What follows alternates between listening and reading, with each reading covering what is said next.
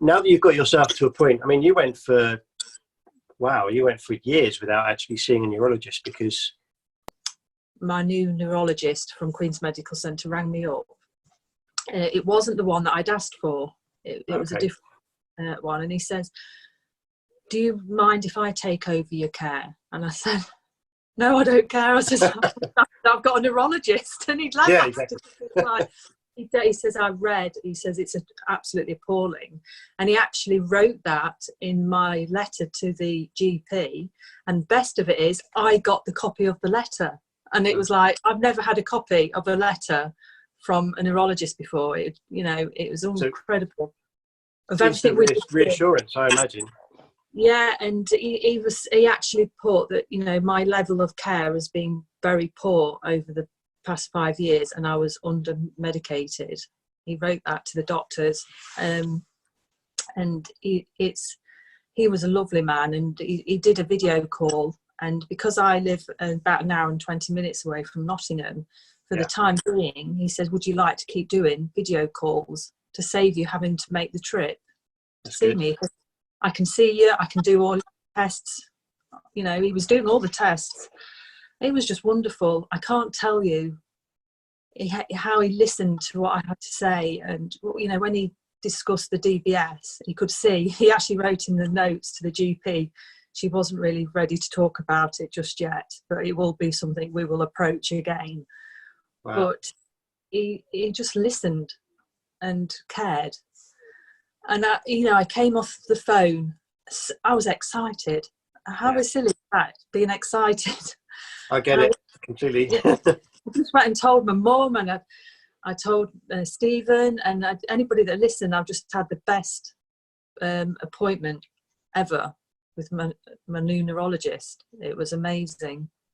Yeah. As your friend, I feel really glad that that's happened, but I also feel quite disgusted and angry that you were left to suffer the symptoms to the level that you were without any care, really, for such a long time. No reviews or anything. If you remember, the first neurologist that diagnosed me, he said to me, he says, well, first of all, when I went in the room, he didn't know who I was. And he says, what, can you just tell me what you're here for? And I said, well, I've come from the results of my DAT scan. And he went, oh, right, yeah, can I have your name? And he looked and he read it and he went, oh, yeah. He says, it's confirmed that you have got Parkinson's disease. And then he basically said, I'm going to be handing you over to your Parkinson's nurse. And she walked in. But he also said to me, he says, it's very unusual for somebody your age and being a woman to get Parkinson's. And that was pretty much what he told me. And I left that place thinking, I'm some freak. I was the only person, Well, I thought, I know Michael J. Fox had it. That's all I could keep referring to. Well, exactly. There aren't many role models out there. Yeah, and he just said, well, because you're a woman, it's very unusual. And, that was the last time I spoke to him or even saw him. I never saw him again.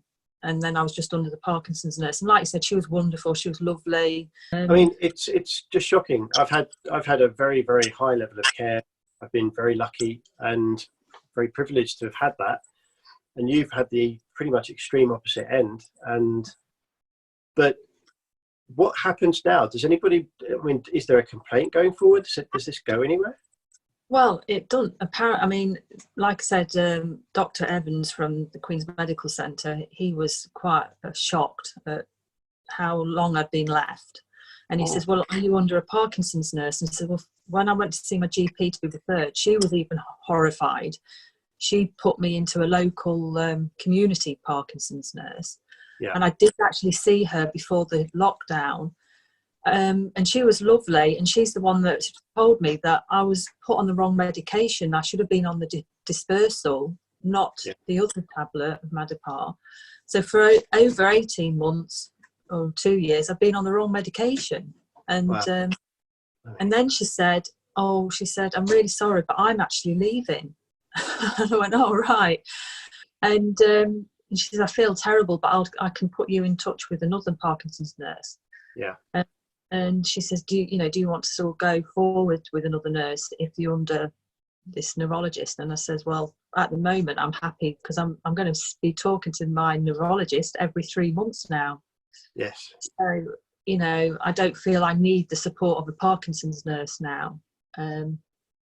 But yeah, that's, sometimes I'm amazed myself how long I went, as long as I did, but I didn't really know any different because I know what everybody else was telling me, but it was like, well, I thought, oh, it's just what it is around here.